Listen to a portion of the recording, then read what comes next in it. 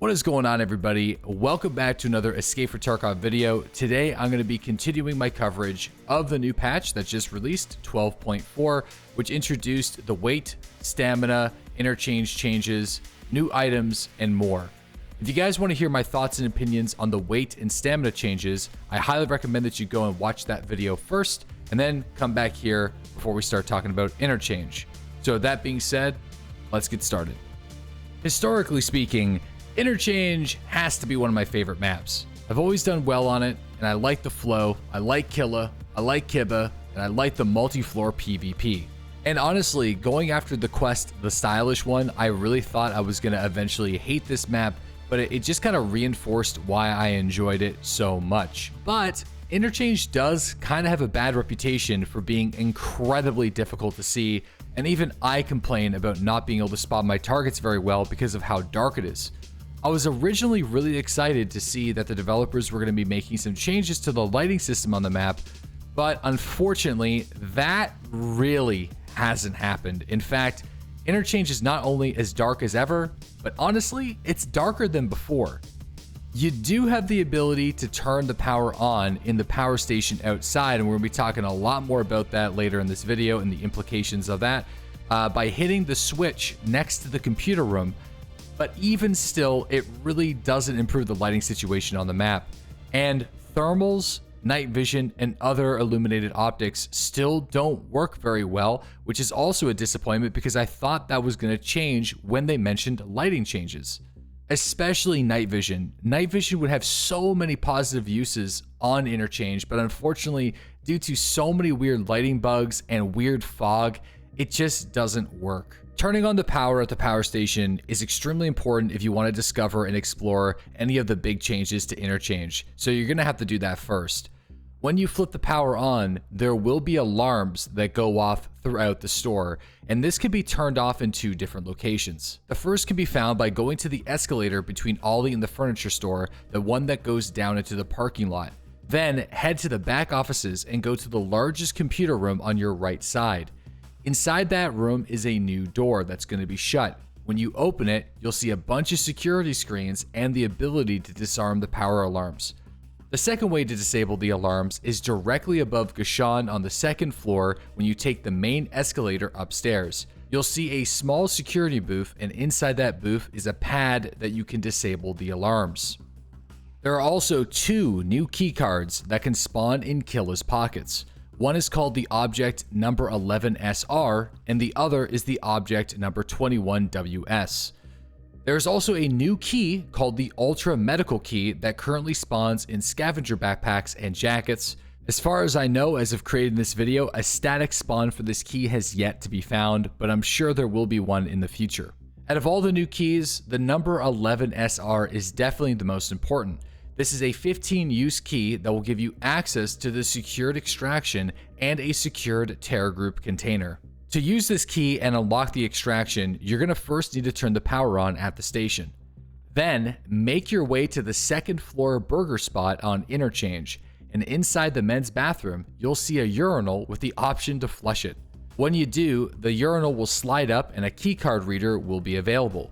Use the number 11SR key on the reader, and that will unlock the door in the parking lot basement. From there, you can make your way to the parking lot basement. The fastest way is taking the fallen floor next to the generic, and you'll see a secure door that's open next to a massive hole in the wall, which now connects you to the other side of the parking lot. This door is open and ready for use, and inside there's lots of gear, containers, and a switch. This is the Object 14 switch, and if you hit that, you're going to be unlocking a secured transit container that has some military loot. If you want to extract, there's a lock on the right-hand side of the door using the keypad, and it only takes 2 seconds, so make sure that you don't hit the switch until you're completely done looting the room. If you want to go and loot Object 14, it's going to be on the other side of the map towards the power station, so make your way back there. The underground parking lot that is at the power station that leads into the back of IDEA is where this transit container is located. At the back right corner of this parking lot, or however you enter the parking lot, just use the video as a reference, you'll see a Terror Group Labs container amongst a bunch of red containers. And if you maneuver behind that area, you'll see that that container will be open if you flip the lever in the secured room. Inside is going to be military loot. And honestly, it's kind of like a mini Kippah, just like the other container I'm going to be talking about in this video. But the loot, in my opinion, is lackluster and is most likely not worth the risk. Once you go into the secured room, the loot there is better than what you would get in this container. I actually would recommend that the developers give us more of a purpose or reason to go into this container, because currently it just really isn't worth the amount of time and effort to get access to it. It's honestly the most difficult loot area to get access to in the entire game. I mean, power switch, Burger King urinal keycard reader, secured room lever, and then back across an entire map just to get inside. Pretty difficult, and I think it should be better. In terms of container loot though, the next keycard, the number 21WS, which is also a 15-use keycard found in Killa's pockets, is a lot easier to access. But of course, you're going to have to flip on that power switch again to use it. Once you turn the power back on, you're going to have to make your way on the other side of Ollie's entrance, where you spawn outside the store near the parking lot, and there's going to be a closed area with a bunch of secure containers and a red crane. You can easily spot this area by simply heading towards the sniper tower that's outside the entrance of Ollie. Once you're there, you're going to see a red container that is stacked on the others with Terror Group Labs written on the side.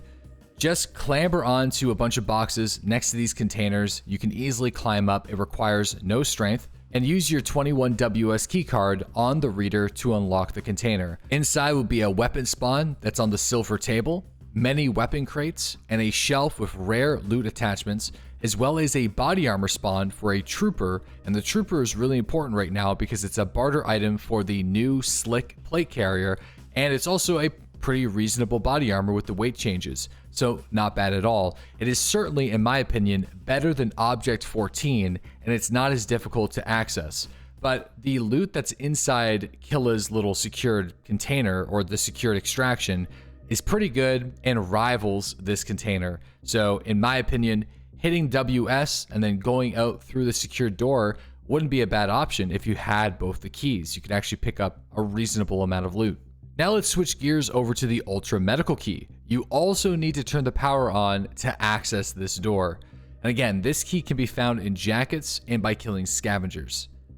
After the power is on, you want to go up the escalator towards Tech Light and go inside the pharmacy that's directly across from the tech store. Inside the booths, you're going to see a door that can be unlocked with your new key. Inside is lots of high value medical items, including LEDX spawns, which is why the key is still really expensive.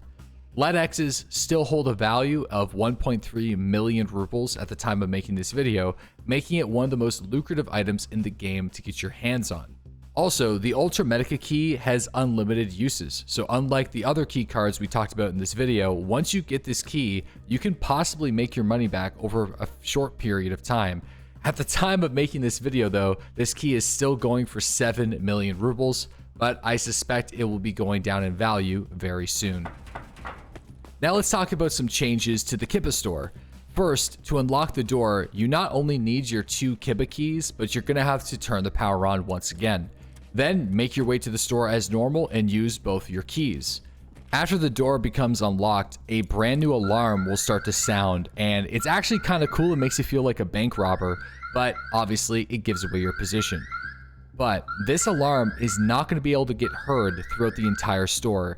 It's really only audible to players that are around the general vicinity of Kippah. So if you're in like Mantis, just across the store in Brutal, maybe near a Generic or Adidas, that's pretty much it, or directly above it on the second floor. And you can actually completely disable this alarm if you go and disable the alarm systems at the security stations before unlocking this door. But if you already opened Kippah, you can't go to the security stations and then disable the alarms. They will still play regardless of what you do there. So if you plan on going there and you want to be sneaky, disable the alarms first, and the closest one is above Goshen on the second floor at the security booth that I already mentioned in this video. Now originally, Nikita said that Scav Raiders are going to be spawning once somebody sounds the Kippah alarms. However, I have yet to see any evidence of that actually happening, so I don't think you really have to worry about that just yet. As for the loot, initially again the developers mentioned that they wanted to make Kippah's loot better, but it doesn't seem like that is the case just yet. From what I've seen from opening up the doors and checking it out, the loot is exactly the same as previous patches, but now it's a little bit more noisy. Now the last bit I want to talk about today is the new extraction points. So we've already kind of talked about the first one, which is the secured door that requires the number 11 SR key. So let's talk about the other two. The second is a new extract for all the rats out there because it requires no backpack.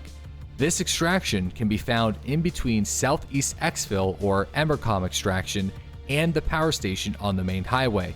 Follow the gray wall along the highway until you see it bump out with some fuel and storage containers, and there will be a gap in that gray wall where you can extract with no backpack. The final new extraction is a Scavenger PMC friendly extraction, which is similar to Reserve, called Scab Camp.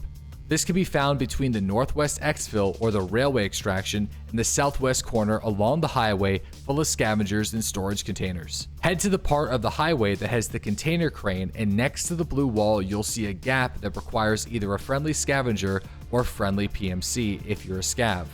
The SUV extraction, the railway, and Emercom extractions are exactly the same as they were before, and honestly, they're probably still going to be the primary extractions other than the secured room on Interchange. And that is everything that's new with Interchange with the most recent Tarkov patch 0.12.4. So I hope you found this video informative and helpful, and in my next video we're going to be talking about the new quest, where to find the new quest items, and some of the new barter items on Interchange, as well as taking a look at some of the new items available to players, as well as body armors, rigs, and how to get your hands on them. If you're new to the channel, consider hitting the subscribe button or checking out the live streams on Twitch Monday through Saturday at 8:30 a.m. Eastern Standard Time. A link to that will be included in the description box below. And if you guys didn't already know, I am working with Bunker Branding to deliver some Deadly Slob and Marksman Stream Team merch. If you're interested in that, I'll also include a link in the description box below, so definitely check that out. Thanks again for watching, and I'll catch you guys in the next one.